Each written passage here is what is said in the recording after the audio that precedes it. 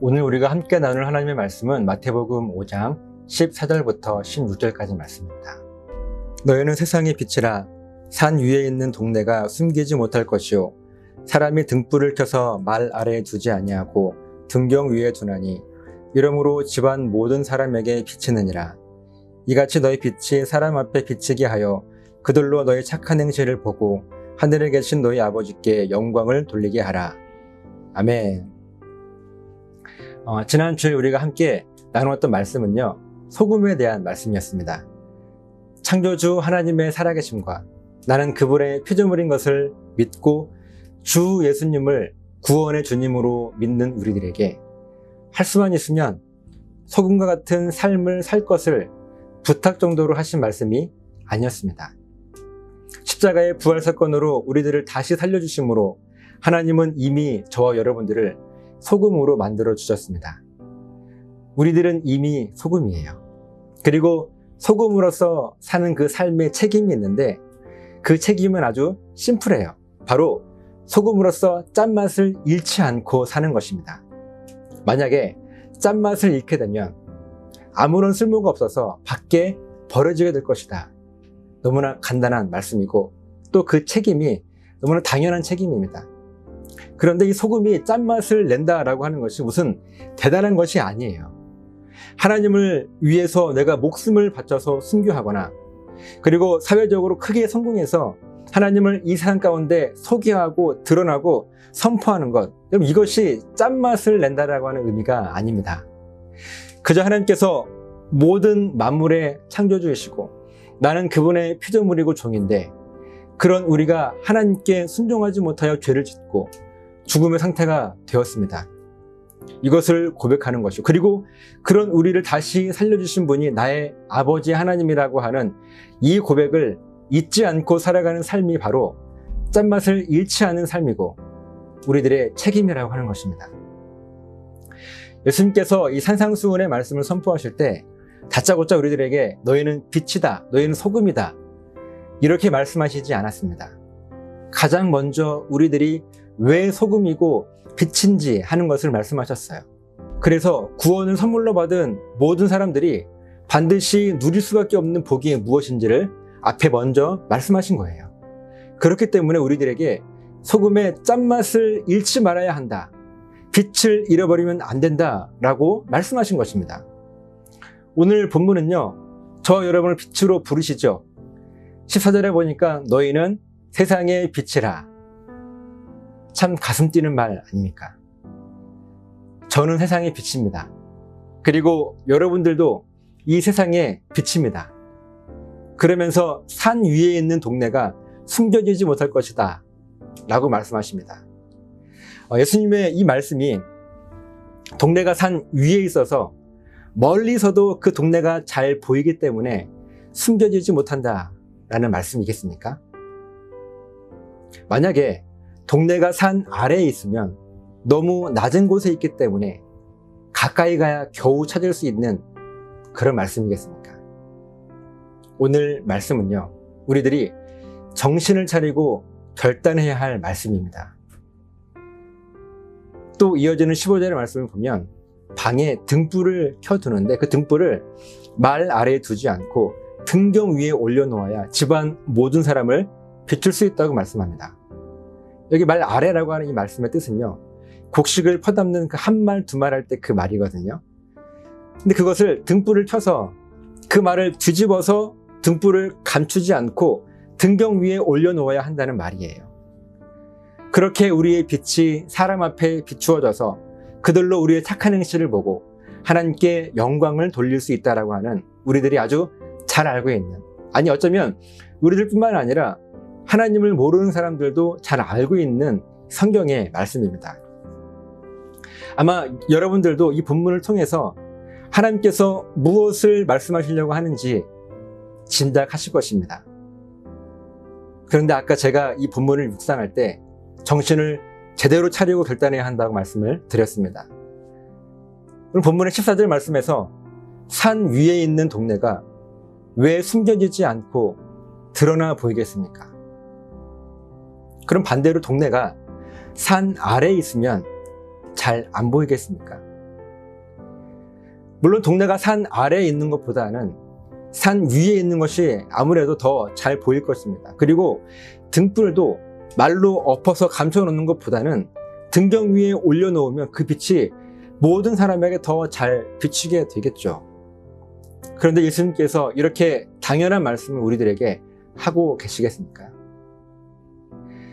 예수님께서 우리들에게 선포하셨던 것은요, 복잡하지 않았어요. 너희는 세상의 빛이라. 이 말씀 선포하신 거예요. 우리는 세상의 빛으로 하나님께서 부르셨습니다. 그래서 우리들에게 빛이 있어요.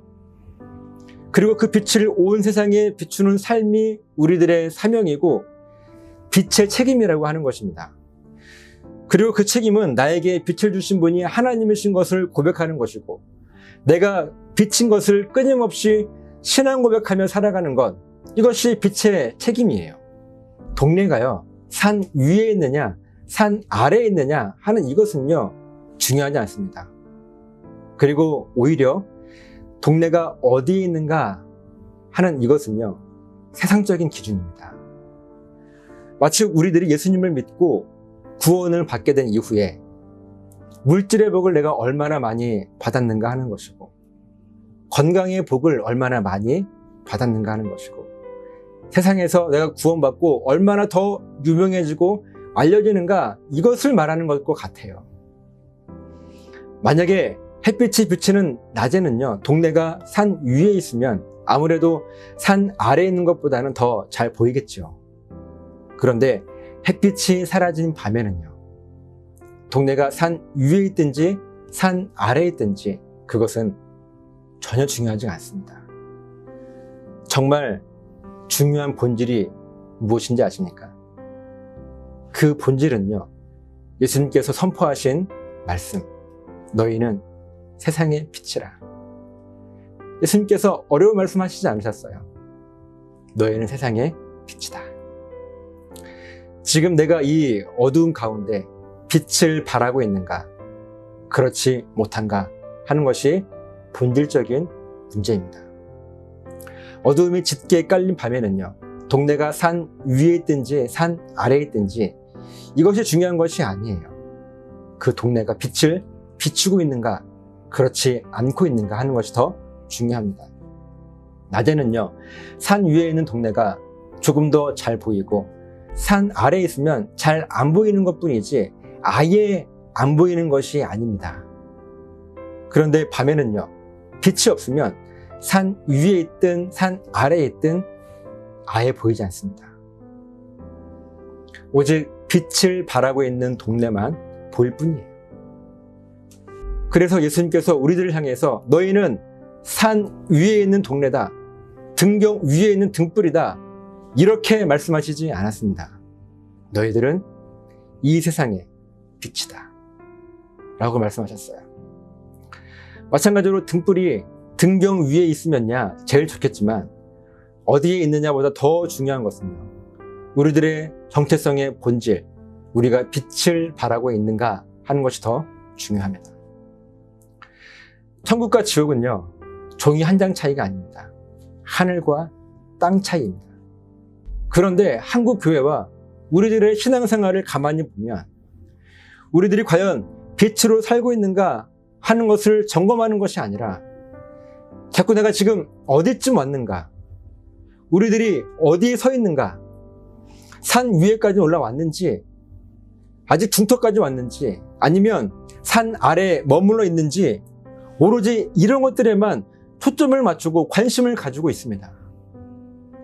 그런데 우리들의 고민은 빛이 얼마나 밝게 빛나고 있는지, 우리들의 빛을 더 밝게 비추기 위해서 무엇을 고민하며 살아가야 하는지, 그렇게 교회가 무엇을 준비해야 되는지, 우리 목회자들이 무엇을 준비해야 되는지, 우리 성도들이 어떻게 결단해야 하는지, 나는 지금 세상의 빛으로 이 땅에 서 있는가 하는 그 질문을 잘 하려고 하지 않습니다.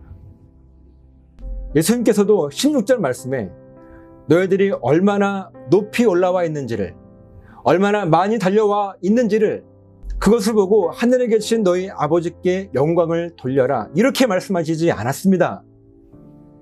점점 더 어두워져가는 이 세상 가운데 어디로 가야 할지 몰라 빛을 찾아 방황하고 있는 그 세상 사람들로 하여금 너희의 착한 행실을 보고, 그러니까 우리들에게 밝게 빛나고 있는 그 복음의 능력, 구원의 능력, 다시 살리는 능력, 우리들의 그 신앙 고백을 통해서 만들어지는 그 빛을 이 세상 사람들이 보고 하나님을 보게 될 것이다. 이렇게 말씀하신 것이지, 빛이 얼마나 높이, 얼마나 더 멀리 왔는가 하는 것을 보는 것이라고 말씀하시지 않았습니다. 사랑하는 레드컬 교회 성도 여러분, 지금 여러분은 신앙생활 열심히 하고 있으면서 산 위로 더 높이 올라가려고, 불빛이 사라진 등불을 더 높이 올려놓으려고 하는 것에만 초점을 맞추고 있지는 않습니까? 우리 예수님께서 지금 저와 여러분들에게 말씀하시는 거예요. 너희는 세상의 빛이다.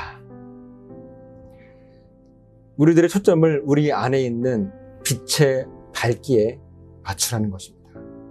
내가 지금 빛을 바라고 있는가? 그렇지 않은가 말입니다. 더군다나 이 시대를 바라볼 때 이 시대를 밝은 낮이라 라고 보기보다는 어두운 밤과 같은 시대라고 보는 것이 더 맞을 텐데, 이런 시대를 사는 우리 그리스도인들의 빛이 더 밝아져야 되지 않겠습니까? 그래서 꺼져가는 등불을 밝혀서 내가 하든지 아니면 다른 누군가라도 그 꺼져가는 등불을 다시 살릴 수 있도록 동역하는 것, 바로 우리들의 사명을 따라 맡겨진 일들을 감당하며 살아가는 시대가 바로 이 시대여야 하는 것입니다. 태양이 떠있는 그 밝은 낮에야 누구든지 그 태양빛을 반사시켜서 어디든 비출 수 있습니다. 그래서 누구에게든지 빛이 있는 것처럼 보이는 거예요. 그런데 태양이 사라진 밤에는요, 내가 빛으로서 밝히지 못하면 어디든 비출 수가 없습니다. 왜냐하면 그런 사람들은 아무 능력도 없는 그저 반사판에 불과하기 때문에 그렇습니다. 이 반사판은 밝은 낮에 어디에 있든지 햇빛을 반사시킬 수가 있습니다. 그런데 빛이 없는 밤에는요, 반사판이 있는지조차 모르고 잘 안 보이게 됩니다. 사랑하는 성도 여러분, 우리들은요, 반사판이 아닙니다.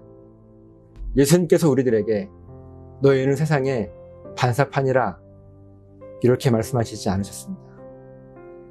우리를 빛으로 부르셨어요. 너희는 세상의 빛이다 라고 선포하시면서 우리를 빛으로 부르셨습니다.